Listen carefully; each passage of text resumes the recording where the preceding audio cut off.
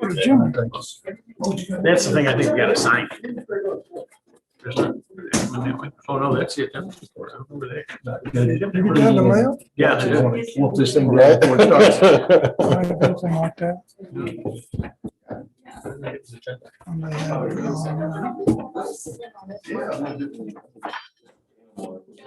Mark Dion.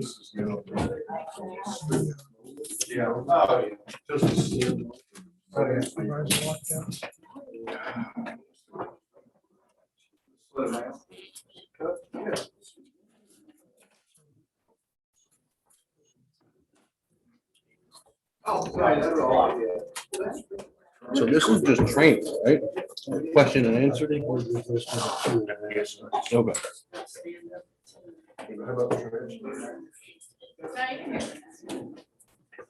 Say, Craig, good to see you. Is that room? Oh, yeah. Here.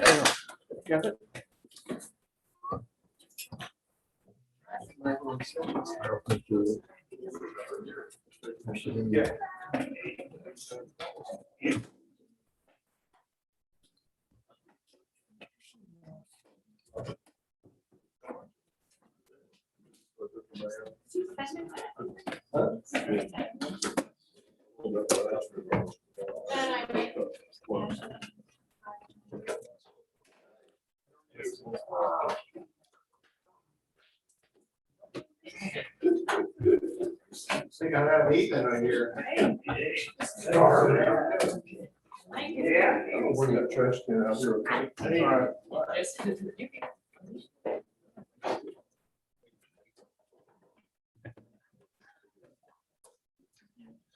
No, so you keep them busy enough?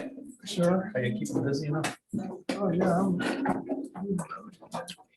I don't know. I work with jobs. How's it going? Good. So has Juan told you about the 10 by 15 drop-in tools? You gotta pour a pad underneath. I am so glad to see you sitting up Warren, here. I'm Not sure I'm. not think it's done with it. Well, I think it may be one on my next one. I think it was this guy behind you here said, be careful what you wish for. So, I don't know. I used to pay 30. This last one I paid 37. But I'm putting in like 10 by 20, 10 by 20. You got it, though, didn't you? That was like, So, what? I don't know. It says that, it said there'd be considerable savings. The only complication is that you do have to pour a concrete pad. Subsurface. That's right. I know. When I got my, I know. It was about 8 o'clock at night. and I picked them up. What? All three of them. Station. Southwest side, there was one in the. Yeah. Is that the? Oh, here we go. I think so. Same product? you want a Diet Coke or anything? It looks like it worked I got a Sprite. pretty good for a lot of your applications. The only thing that, Yeah. and I'm sure there's a solution, Pretty hard to with our water table coming up almost to. You were laughing at me. Well, especially of late, like they had to redid the pool of mine 4 times because the walls kept caving. Noticed in food. The gunite's not gonna pop out. I gotta Right. lose some weight. Yeah. I lost Just got 15, visions I of got this. 15 more to lose. I'm telling you. It's better. Well, yeah. Yeah. You put on 20 after party, another 20 after COVID. So I got this great crap. I got this great. No, kids, this is Marty, it's all kept, right? So as a man your age, your size, 2000, 25. Right? So I took it less than I could lose weight. I said, what about this guy that, he said, Marty, I'm going to donuts. You know, he says not the best way to do it, but the weight. It's kept. It's as simple as that. Oh, y'all covered up for lunch over there already? It's, well, Yeah, I didn't go over there. so I don't know. It's all, to me, it's all. If you let me, Another job. But bottom line, Diana, she was trying Well, to. looks like one of them 30 years. Is it Right? Yeah, you get diabetes.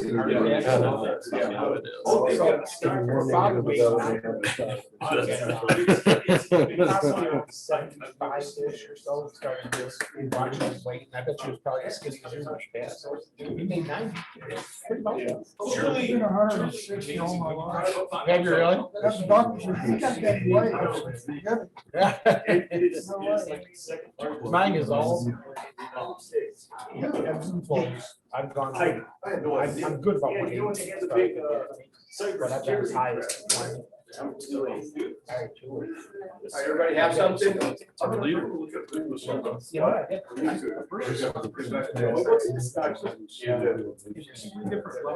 Yes. All right, you guys, so obviously keep on eating, and we're gonna kick this thing off, try to get you guys out of here pretty timely. So I think I know everybody, but just for the sake of the record and whoever interested enough to be watching this on YouTube, I'm Rick Adams. I'm the Director of Development.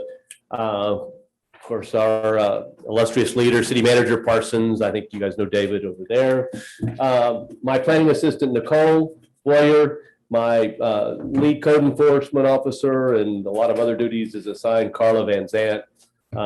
Mike Morris, our city attorney for 78 years. You'll be hearing from him. He's going to be your keynote speaker for today. Yeah, thank you guys for being here, and of course our council members and our illustrious audience, Mallory. So just to start off, a couple of you obviously are veterans. We have some new folks. So the development services staff, myself and primarily myself and Nicole are your staff liaisons. So we're here to support you and your efforts, and hopefully provide whatever it is we can in the form of staff assistance. That's our primary mission.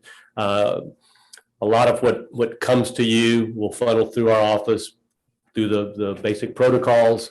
We'll review, screen, send off for review, all those things that procedurally we're required to do and have been doing, or required to do by ordinance. Bring all that together for the various meetings that we'll be associated with, primarily the planning and zoning meeting per se itself specifically. So that's kind of our role, just to support you. We rely on a lot of other folks, as I said, especially on the review side. A lot of what comes before you is technical.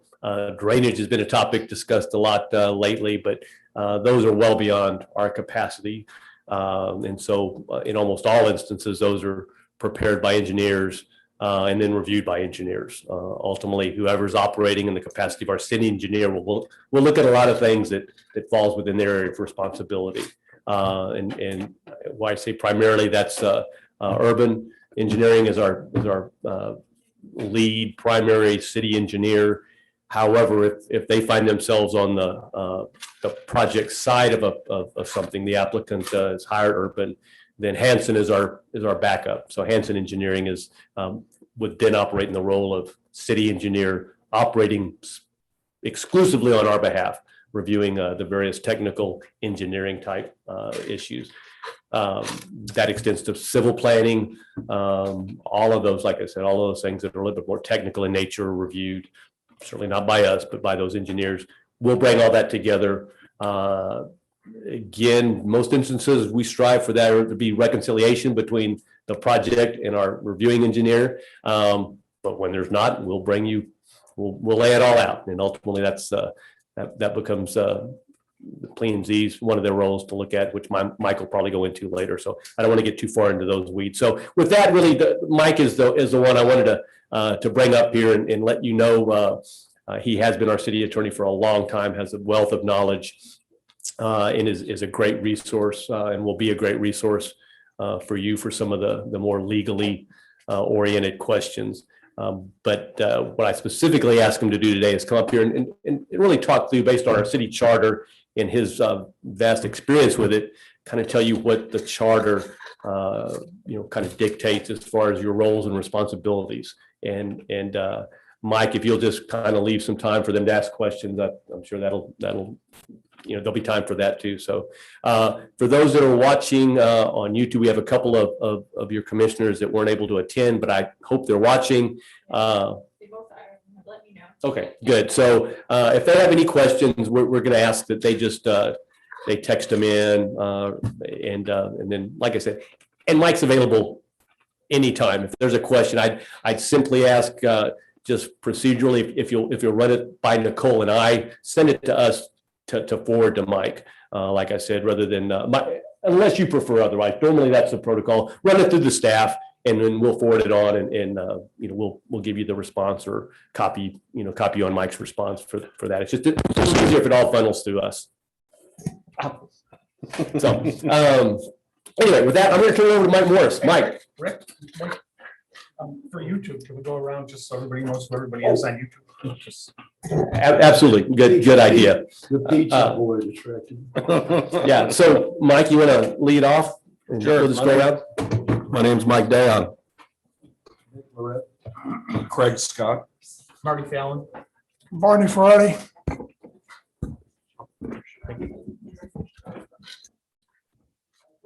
Yeah, if y'all don't mind, I'm gonna bring my sandwich up here with me. Maybe it won't slide down this thing, which is not level. I don't know about this vast experience and wealth of knowledge. Yeah, it's true, I've been the city attorney for over 40 years, but you acquire wealth when you're young, and as you get older, some of it dissipates. It kind of is left behind. So I feel like I'm learning every day, and I'm still learning.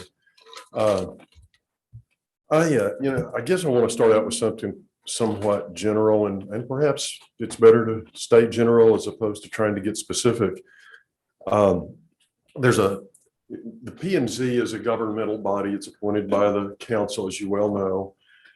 There's a hierarchy in terms of the laws that all of us lawyers look at to determine and make decisions about the propriety of something that's being proposed.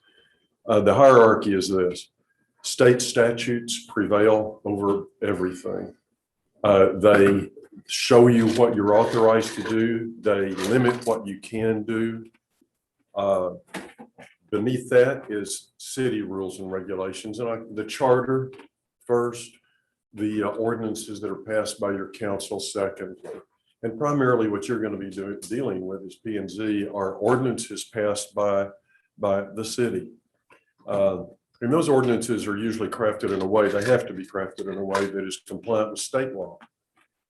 If state law says you can't do it, then our ordinances can't do it, et cetera, et cetera. So, there is and you're dealing with two different types of regulatory features of the city. One of them is platting.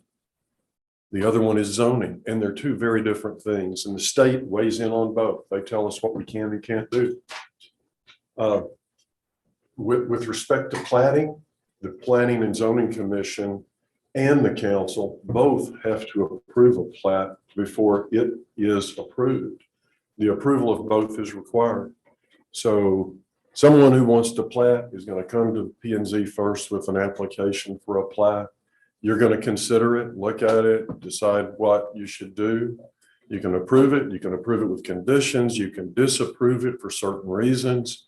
And then you make a decision. Once you've made a decision, it can go up to the council. But if you don't approve it, it doesn't go to the council yet. And council can't approve it unless you've approved it. So you've got to look at that plat and you make a decision. I'll talk a little bit more about more details about that kind of process in a minute. But then it will go to the council if you approve it. Council then approves it and it gets filed. Platting, we consider it to be far less discretionary than is zoning. Platting is governed to a great extent by things which are engineering driven.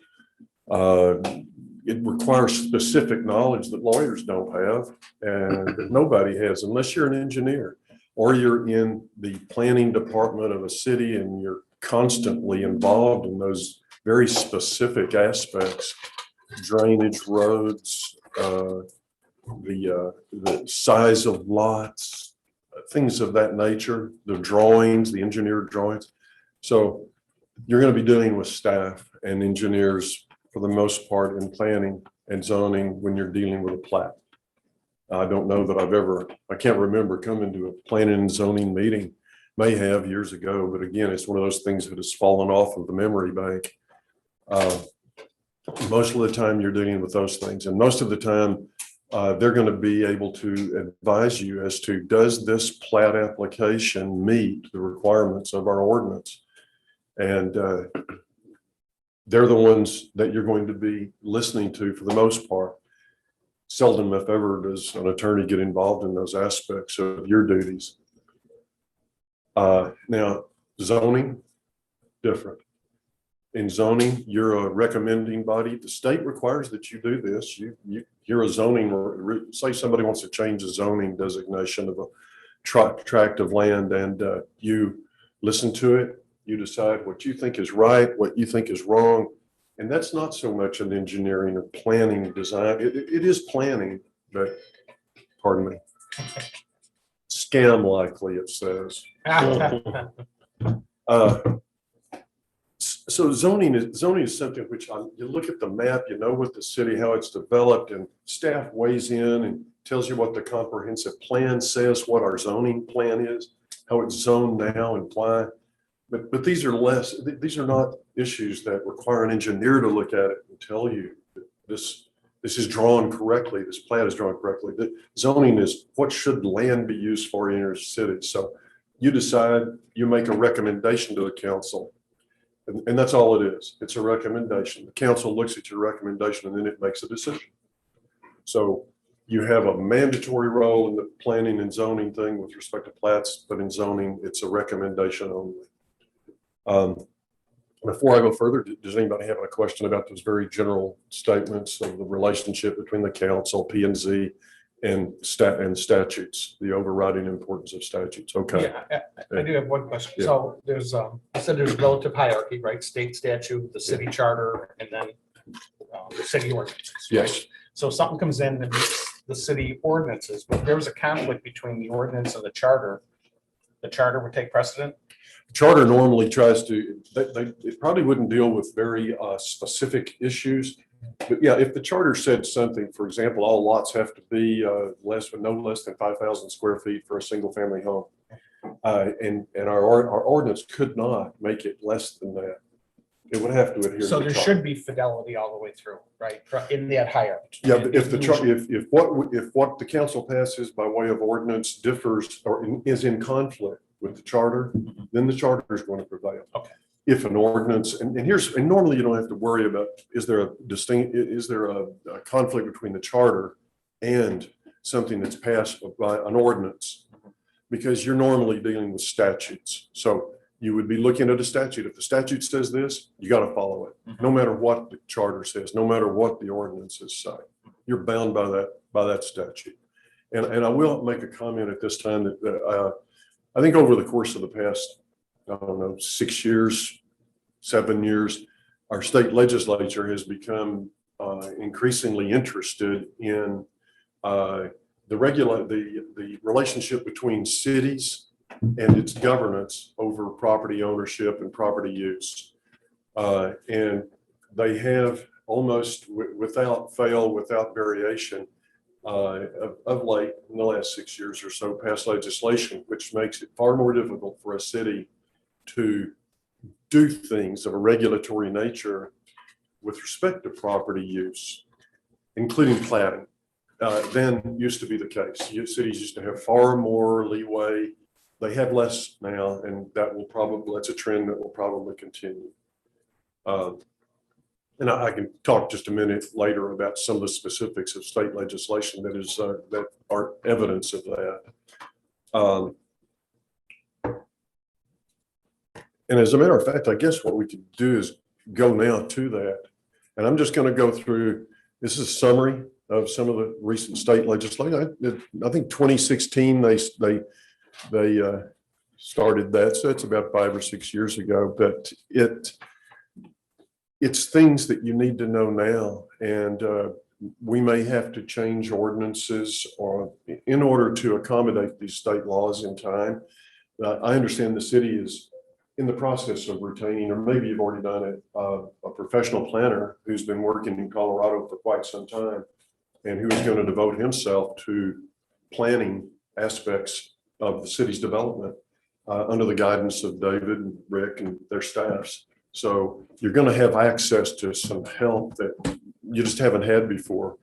You know, spread real thin, and now you've got some additional help. So they'll be able to help you a lot, I think. I'm looking forward to seeing that commencement of that planner. we'll go through the process just a little bit about plating, because and plating is probably where you reach the most potential for harm, making an error, because you're not just a recommending body. You make a decision, and without your approval, council cannot approve a plat. So you have a crucial role in that. The process, as dictated by statute, has been this: that the applicant files an application for a plat. Staff looks at it. You set a hearing, or the staff sets it for you. And I guess you have monthly meetings, and you're given a time limit within which you have to make a decision from the time that I believe from the time it's filed. You can either approve it with conditions, or disapprove it. Okay. And you got to do that within 30 days. Then the matter comes to you, you make a decision, and thereafter the council does the same thing. They're under the same 30-day guideline. P&Z makes a decision. 30 days later, the council has to make a decision. So you've got these timelines that you've got to meet. And then there's a consequence if you don't meet it. And the consequence is that whatever you don't get to make a decision. It's deemed approved. And what I mean by deemed approved is if you miss that deadline, the plat application is approved automatically. So I have a question on that. Yeah. So some of these things are a couple hundred pages. Yeah. Right? So if I drop this book Yeah. on Barney on Friday afternoon and the meeting is the following Tuesday, Well, I know. have no physical ability to A even way to read do it, let alone Yeah. make an informed decision. And So and now I could on Tuesday vote no, could I not? Because I haven't read it, and it would then reset a clock and come to the next month, or it would. there's nothing in the statute that says you get another 30 days. You don't get another 10 days. So it just 5 gets, days. so it just gets rejected. Uh, I mean, how could I reasonably you- or in good you faith? you would trust in your staff to have reviewed that carefully and tell you, but I understand. It's just something that we can do nothing about. You've got, But it makes the process irrelevant. If you're gonna drop a 300-page or 200-page document on my desk on a Yeah. Friday, the meeting's on Tuesday, I either don't vote and it gets approved, or I don't read it and I either vote yes or no, yeah, you know. or I try and get, I mean, you can't, it makes no, there's no point of zoning and planning approval. It's nothing. That's a gift from Austin. And Austin is up here and we're down there. I understand. So essentially anything can come in. If I was a developer, I would bring in every plat on a Friday afternoon. I'd bring in 10 of them. Well, you've got, I don't know what the filing requirements are. You know, there's nothing in new state law that seems to impede or prevent the city from establishing a filing criteria. David and Rick may know a lot more about it. I mean, I don't know that they can just bring in a hand-drawn drawing and say, we have filed. That may be something which Yeah. Rick can talk to in a minute, but The reality is, Marty, and you guys that have been here for a little bit, correct me if I'm wrong, very seldom do you see the plating process, the application, the supporting documents just don't rise to that magnitude. Nicole, I'd say that very seldom do you see more than 15 pages, and 3 of those are the application itself. Rick, what's your deadline to get it on the agenda So for the P&Z? it's four Fridays before the P&Z meeting. 4 Fridays. Because I have to put it in paper 3 Mondays before the P&Z. Okay, meeting. so So if I- everything has to come more than 30 days, about 30 days ahead of. Perfect. That's all that answers my question, because now I get, They don't bring something to us on Friday that you guys see on Tuesday. okay, They bring it Oh, almost yeah. a month before. okay, yeah. all right, good. That reduced my angst. Well, so anyway, you've got 30 days now. Yeah. In the past, I think there was a way to easily extend things, and we could talk to the developer and they would extend. Now the state has said, well, you guys can't extend anything. Say you want more than 30 days now. You say, listen, would you give us an extension, developer? And he says, no extension. It has to be, the request has to come from the property owner, the applicant. And if he says, no, not going to request an extension, then there can be no extension. And that's, I think, fairly new. That's not something which used to be the case. So it's one of those changes that just isn't in favor of the cities. And as I've already discussed the deemed approval, what happens, I mean, the consequence of not making a decision timely in adherence to this with the statute is deemed approval. It's deemed that you have really approved it, even though you didn't.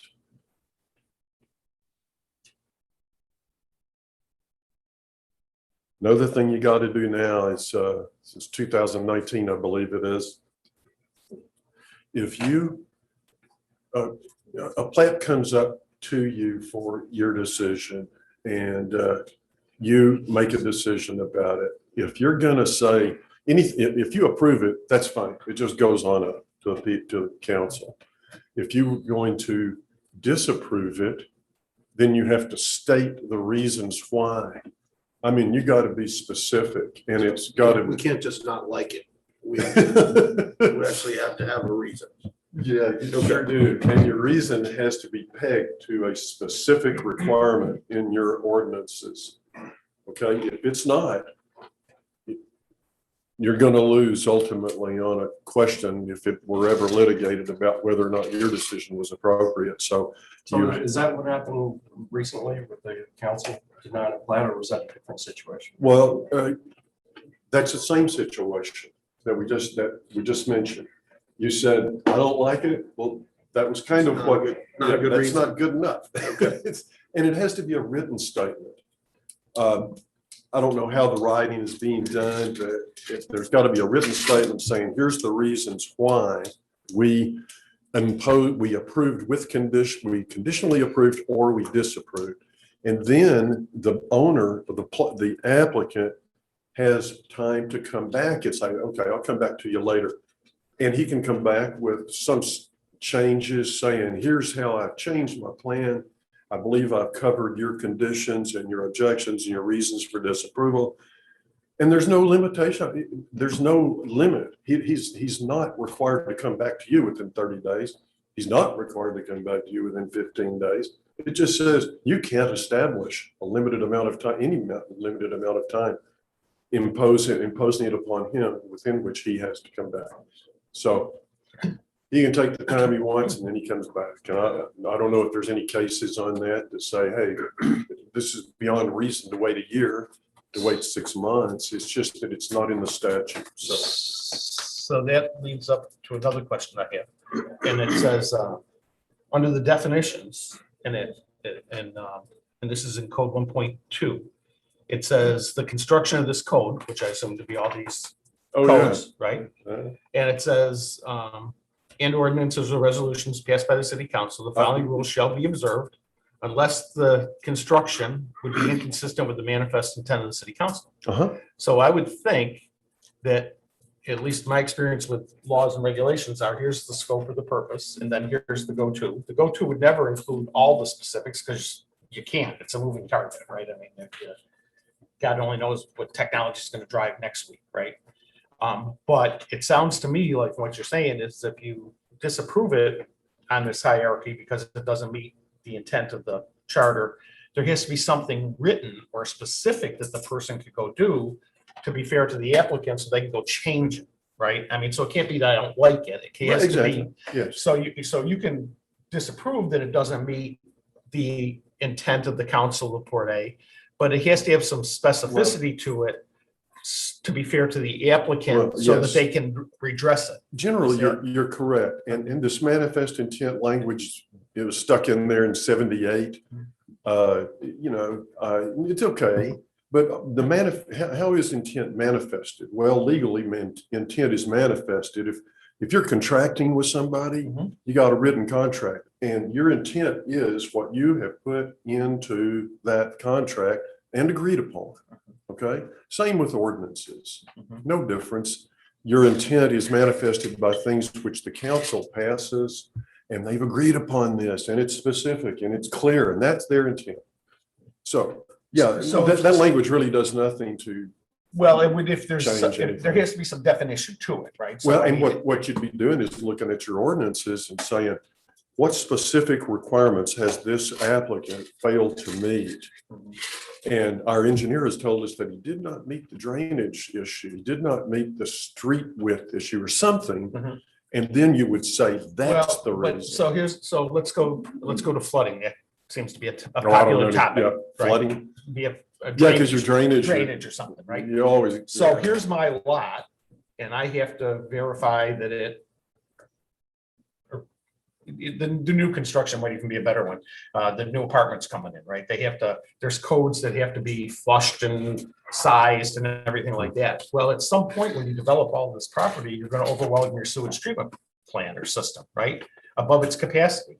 So at some point, even if every individual drop of rain is meeting its purpose for its drop of rain, you get overwhelmed by the flood, right? So I guess what I'm trying to say is there has to be some, you can still, each individual can meet it, but overall the city can still fail if it's not careful on that. So how would that be addressed? Again, a lawyer isn't the person to answer that. That's why you have engineers involved and staff that's real familiar with the city and its codes and ordinances in that respect. Yeah, what we would do is look at what the engineer says and what the staff says and the ordinances that they're citing and say, well, we think we could prevail in court or we can't. But so you'd look at your engineers and your staff and say, what about this? What about drainage? And I don't know what the specifics would be. It depends on the facts of each case. So But here's, let me just, because drainage has been a big topic. So Yeah. for platting, which I think is kind of what we're talking about specifically, the threshold is pretty low. In fact, the ordinance reads, and it's a short paragraph, as part of the plat, a proposed general plan for stormwater drainage sufficiently detailed to indicate the location of drainage ditches or structures and the direction of flow. Mhm. So for a platting stage, our interpretation thus far, and because that threshold is so low, is that they point to the existing master drainage plan, point the flow towards those ditches and the capacity that theoretically was anticipated many years ago when the master drainage plan was first designed to encompass future growth. That, thus far, in our opinion, has met that very low threshold at the platting stage. Because our big bite at the apple is after they plat, two different engineering firms, theirs and ours, acting on our behalf, has to prove up the calculations that what they just drew in a general sense will work. And if it doesn't, Yeah, they because, have a plat, but they don't get a permit to act on that plat. yeah, because that's exactly what my point is. The point is, me and Barney are gonna plat, he's gonna plat one right next to me, right? My plat points to this general criteria. His plat points to the general criteria. If we both do it, we both build, we've now overwhelmed the system's capacity. However. But I'm still right and he's still right. Right. However, that system was designed for development on both those tracks. The master drainage plan knew that both those tracks were gonna develop at some point. I understand that, but they were going to develop with maybe 7 houses on it, not 21 houses, or they were Well, gonna. now we're right, speculating and assuming. Well, right, but the calculation has, I guess what I'm asking, and it sounds like the first guy to get to the bite to the apple is successful. The second bite to the apple says, no, you're gonna overwhelm the system, so you don't get to do it. It just doesn't. Not necessarily. So our Okay. ordinance also took that into effect. Uh-huh. That most recently came up because if you're the upstream neighbor, Uh-huh. then there's some teeth enough in the language of our ordinances that you have to accommodate him, whether developer Barney's gonna do it right away or in the future, you still gotta make an accommodation. To make sure he has margin for his Correct. development. Okay. So Good. again, but that's done at a very higher level civil engineering level. Mhm. That In the again, planning stage. that our reviewing engineer, we put a lot of faith in them helping us we can't calculate it, but I've already beat that horse, so you understand Yeah. that. But that's the significant bite at the apple that either determines that permit's gonna go forward, or we're not gonna issue the permit until it's all resolved, and it could be months, years, or it may not ever be. Okay, yeah, I just wanted to understand the process. Really. Sure, rather and than- again, if it's not clear, let's hammer it out now, because this is the time.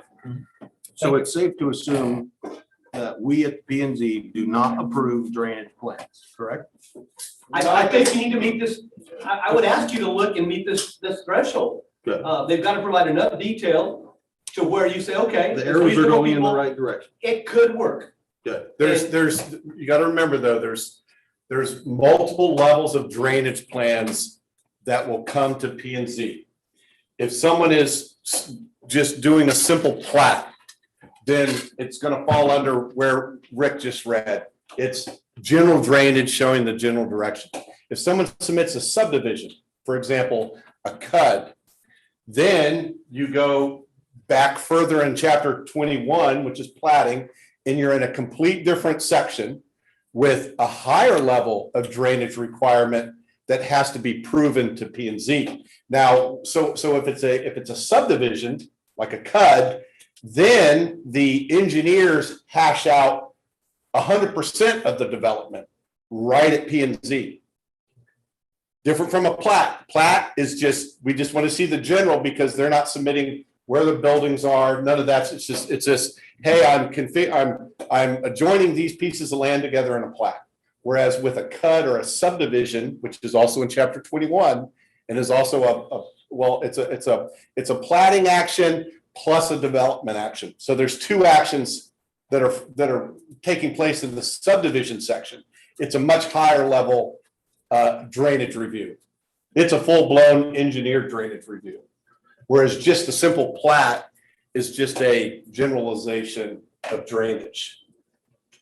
And so when you refer to a higher level, you refer to somebody that is an engineer that has a stamp next to their name that says they know what they're talking about. Yeah, so it's in the subdivision ordinance, and you got to read the definition of subdivision. So that's the creation of multiple 4 lots or more. For example, a CUD that might have 8 lots. And under the CUD drainage, 21-161, the Planning and Zoning Commission shall not recommend for approval any plat of a subdivision which does not make adequate provisions for storm or floodwater runoff channels or basins. The stormwater drainage system shall be a separate and independent of any sanitary sewer system. Storm sewers, where required by the Planning and Zoning Commission, shall be designed by the rational method or other methods approved by the Planning and Zoning Commission, and a copy of the design computations shall be submitted. So a copy of the design computations shall be submitted. And then 21-162, all subdivision drainage shall be designed and constructed in accordance with the following policies: the Chapter 8 flood prevention, 2 City of Port Aransas storm drainage manual. So a CUD has a very high level drainage that's going to come to you guys. A simple plat, So, a site plan with some arrows on it. so for argument's sake, the one that was happening last week, I guess there were 7 lots or something, right? That they wanted to combine into one, Yes, Right. not a subdivision. not a subdivision, coming into No, one, simple plat. simple plan. If they wanted, because they combined it into one, what if they Right. wanted to take all 7 and develop it into something? Now it's 4 or more, right? Well, what would the platting action be? Well, that's really kind of what I'm asking, because what you said is the subdivision, what qualifies as a subdivision is 4 plats or more, right? 4 lots or more. 4 lots or more, right? So right now I have 7. I want to take these and develop them into something. I qualify as 4 lots or more, and I meet that criteria. Then they wouldn't have even had to come for a platting action. Those individual lots would have stood on their own merit, and you'd have never seen it. Right, but I'm saying if I come to the subdivision and I take 7, make it into 1, It's not a now I'm not a subdivision. subdivision anymore, and I Correct. just bypass that whole process. From taking these 7 lots that are platted, combine them into 1. He's rearranging, Well, But it he's still doesn't, rearranging the plat for a future subdivision. But it wouldn't mean a subdivision because now it's only 1. but No, it still doesn't lose one of the threshold. It still has to meet the threshold. And it may it may not merit the more detail that David explained. But again, don't forget the big bite at the apple still comes with the civil Yeah. plan with all of these. The review's no different. It's just one review's by P and Z, the other review's staff. Okay, what I'm trying to do is process wise, right? Yeah. Not this any particular one, I don't care, I'm Right. just trying to figure out Yeah. process wise. If I got these 7, why wouldn't I just make 7 into one? One goes, meets a different threshold, I'm out of Dodge and I dodge my bullet, No. right? No, it just, you don't dodge the bullet. It's the same exact. So example, the simple plat that shows the drainage areas, they still have to meet Chapter 8 flood damage prevention. They still have to meet the City of Port Aransas Storm Drainage Design Manual, designed by registered engineers. It's just at staff level. Okay, so instead of coming to me, if there's us in zoning. Correct. We go to the staff to Correct. do it. Yeah, To same, me, yeah, Same, different same. highway, same end result. Exactly. Okay. Yeah.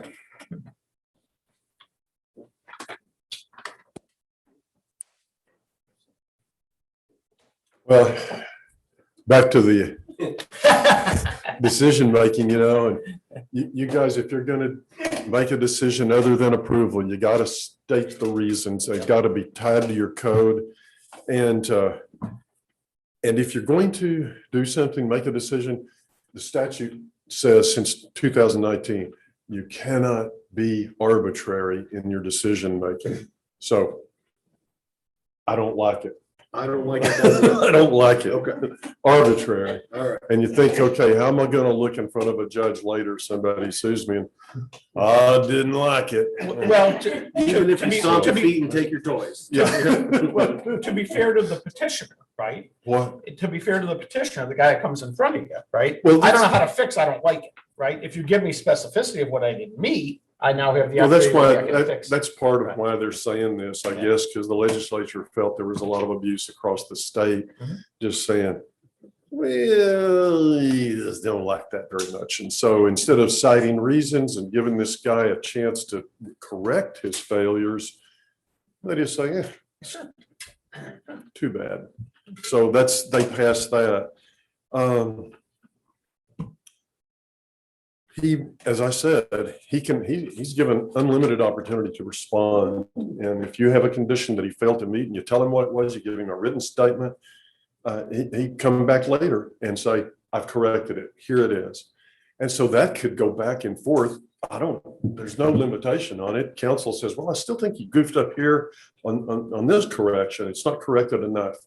And then he goes back and he does something else and he proposes something in addition. And you say, well, but you're adding something else. So now, I mean, this kind of thing could go bouncing back and forth and back and forth and back and forth. So I don't know how that's going to work out. It's 2 years old and I just haven't had to deal with that yet. Well, in a previous life, when I was on zoning plan, we had a division that wanted to come in and it didn't meet drainage. Yeah. So they created essentially a dry well, for lack of it, right, which didn't meet it either. And then he comes back again and gives them essentially an underwater tank as a retention area to go do it, right? But because it had specificity, the petitioner was able to correct.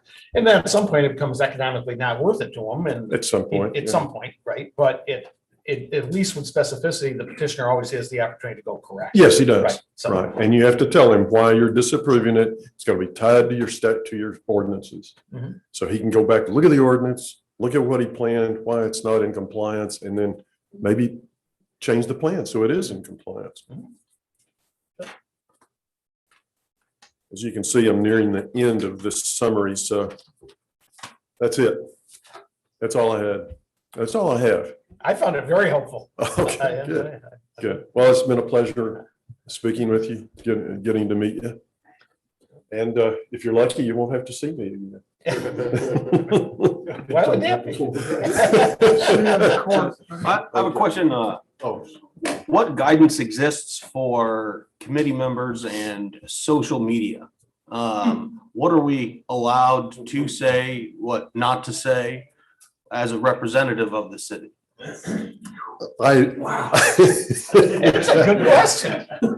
Social media. Just curious. I don't have Facebook, but I know some people do. Well, I hesitate to fully tell you my opinions about Facebook, but I can say that, I'll tell you this, in a lawsuit, what we do, and today over the course of the last few years, things we could not do before. And that's investigate every witness on the other side. And the way we do it a lot of times is Facebook and other social media pages where they're going to reveal things, personal things, but also things that are germane to what we're dealing with. And I'm just saying it is fertile ground for anybody to come back and attack you, attack a decision.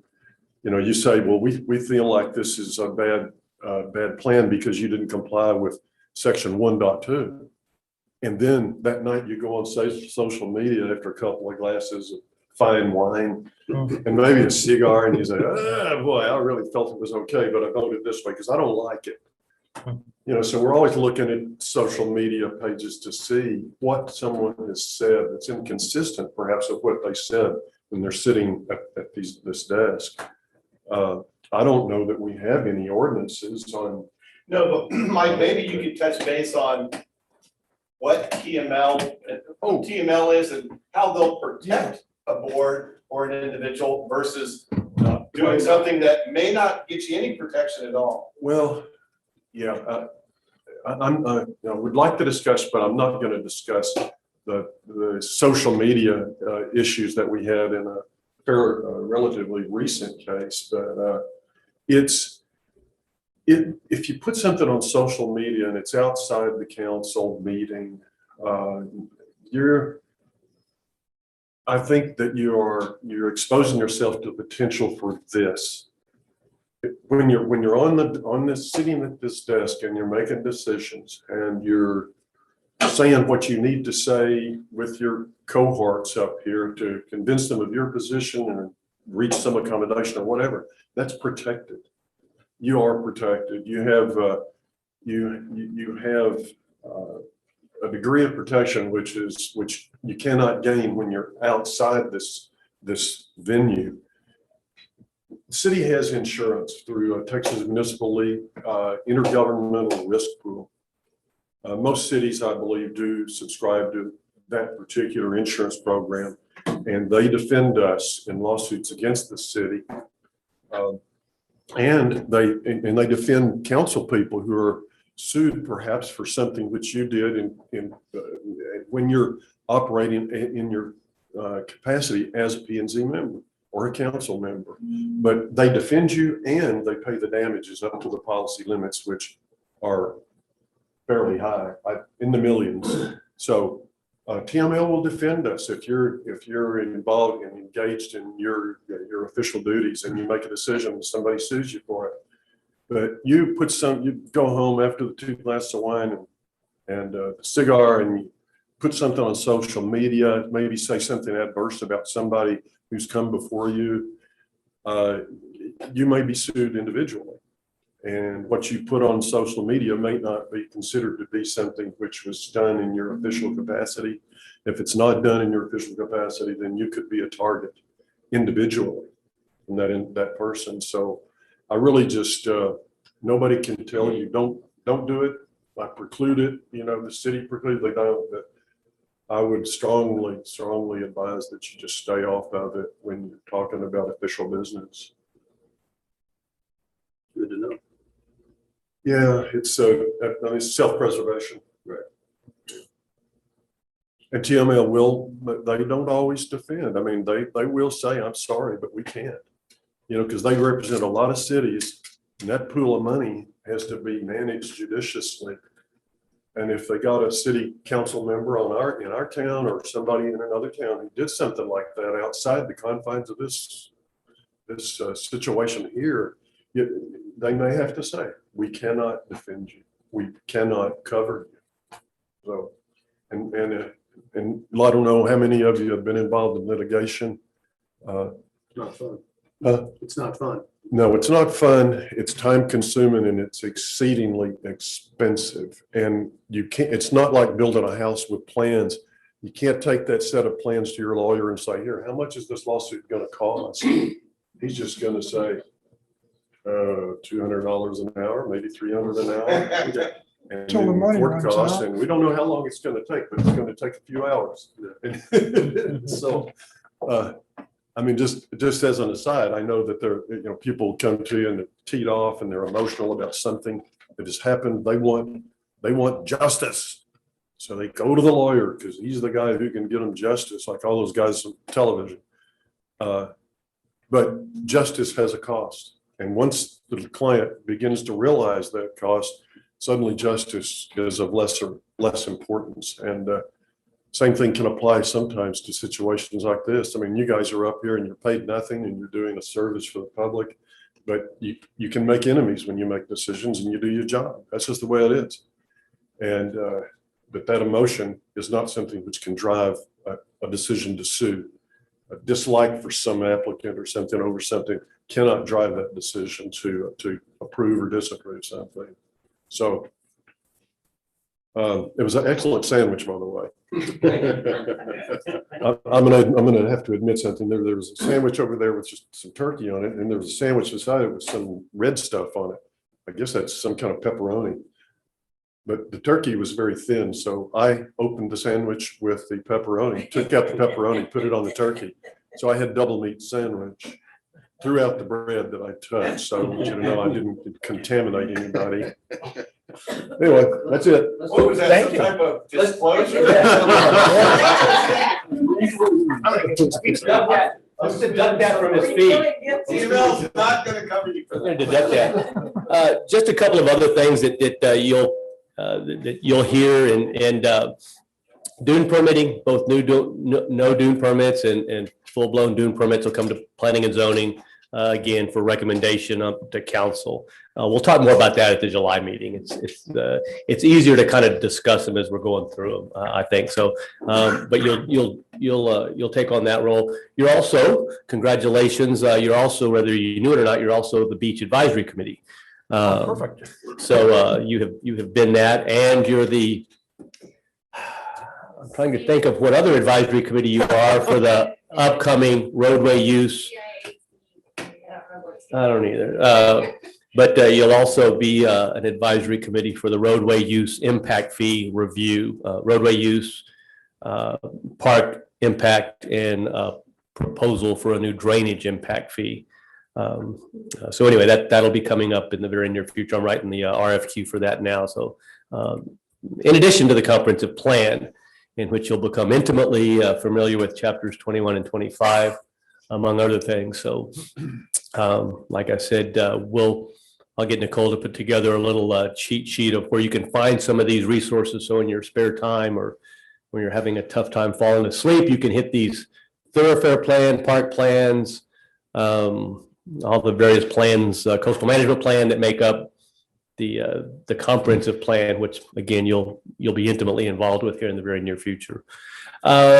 Some other things that you'll see is that although we have a board of adjustments that deals with a lot of variances with respect to some encroachments and other things, you also operate as a board in reviewing certain other type variances through platting.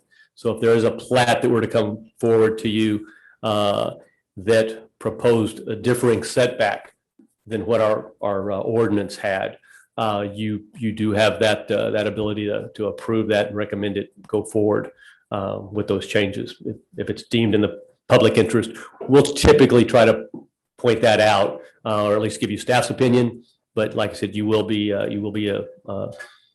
decision maker on that as a recommender to city council.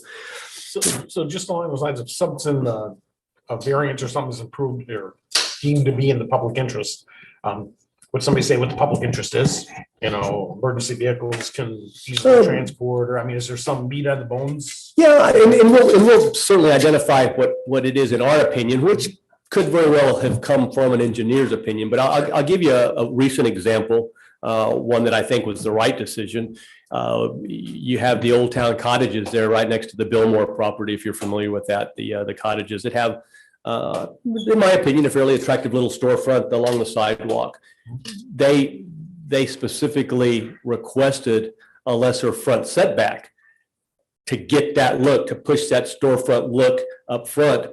But what it did for us is it prevented what would have been a pretty good argument for grandfathered parking of that facility right off of Allister. And so by reducing the setback, there wasn't enough distance for them to park on Allister, and it forced that parking internally. That was, Help them and help the city. we think that was a pretty good trade-off. But that's an example. Sure. But like I said, something that would be some dedication for a drainage easement, but would come at the expense of a requested setback reduction. All of those things that would be in the public interest would be something that There'd be some meat on And it. a reason why they got rejected was one that simply wanted the ability to build larger homes. right.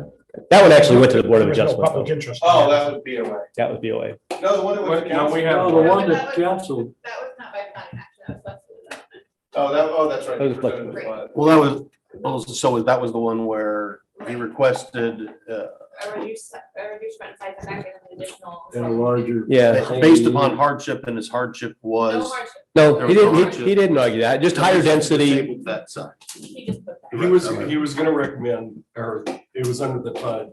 Right. He was gonna give up one of the units as long-term only, but we just felt the ask was a little too great for that because it was already a bigger lot. Larger than 600 square. Yes, feet. one or two dwelling units on a plot. But those are some of the things that you'll see. Nick, what else that you've been here long? What else do you guys look at that I'm not thinking of? Nicole? I think it's mentioned that Cedar property, they were originally asking for a 5-foot setback and they negotiated it to a 12 foot. So they were asking for more than they received. I think the one thing I'd share is, a lot of what we do is rather mundane. It's mechanical, but it's, I mean, the attorney talked about it with class. If everything is on the checklist, I think they call it administrative or whatever, it's just, you gotta go. And then even, the no doom permit, don't try too hard to understand it. You know, but staff does a good job and the applicant's engineer usually does a good job on all the homework. And you can study it and we can comment on it, and there can be good comments that somebody misses.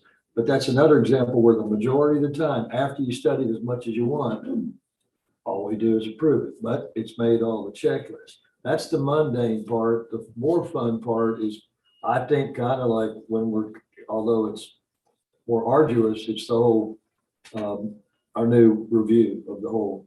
That's where you get creative, or when council asks us to entertain a new ordinance, that's when you're really using more of your brain than just checklist. Okay, we move forward. So there's a lot of just kind of protocol, and then just like everything we have before is coming up, that's where you get to be creative. Q&A, everybody, and staff, engineers, and all that. So part of it's boring as heck, part of it's interesting. Yeah. So, Rick, with regard to recommended changes to ordinances, do we ask for the legal review of those things, or is that an automatic step that occurs? In most instances, that's an automatic step that we'll do after, we'll run everything by legal once you guys have made, unless we have an absolute knowledge of something that would become problematic, which we'll advise you of. Other than that, we'll just take whatever changes there are and Like for the then ones run it back coming up through. next week, we're running legal right now on them. Okay. good. Yeah. That's- Yeah, sometimes it's better for legal to be after, because we can come up with something that we know is close. But then other times it's just, that's great. Flexible development's another section I would encourage you guys to look at. I think we're going to see a continued use of that particular ordinance to facilitate development in the future. It's in the simplest term, I use the phrase, it's a quid pro quo ordinance, which simply means is it, what I'm asking, does what I'm asking for merit consideration for what I'm getting, or vice versa. So, I'm going to ask for a little more density, but if I'm going to make it long-term, is that in the public interest? And that's actually written into the ordinance, and it's got to be for public benefit of somehow. But that's going to be somewhat subjective and up to you to determine some of those things. So at one time, the FUD was written for not only to encourage long-term development, but also affordable housing. Now that piece of it didn't come to fruition. I was gonna say, it didn't seem to Well, work out too well. It does. I mean, but maybe it's only one cycle. Like when you look at the FUD behind the, Post office. behind the novelist. post office, One cycle, one it cycle. worked for one cycle. It worked for the original owners. I mean, and you look at the people that are, but once they sell, it's kind of a game over, but. But you know, some are still in there, and they wouldn't have gotten in there otherwise, I don't think. But that's a good one. So like I said, that, my homework assignment, if I could offer that up, would simply be really familiar with chapter 21, 25, 21 subdivision, 25 zoning. Those are just the big ones that just have so much of what you guys will look at and do. Flexible development, I'm not sure that's, what chapter? 25. Is that in zoning? So that's in zoning. But all of that, those two chapters will be pretty much the foundation for what you'll be discussing at the July 8th meeting. And we're always available. We all have an open door policy. Like I said, if I'm gone, it's for a brief moment for some inspection or something out there. But for the most part, I'm here. And feel free. Building officials, another good resource. He was out, but again, from a code standpoint, technical knowledge, Don's a wealth of information.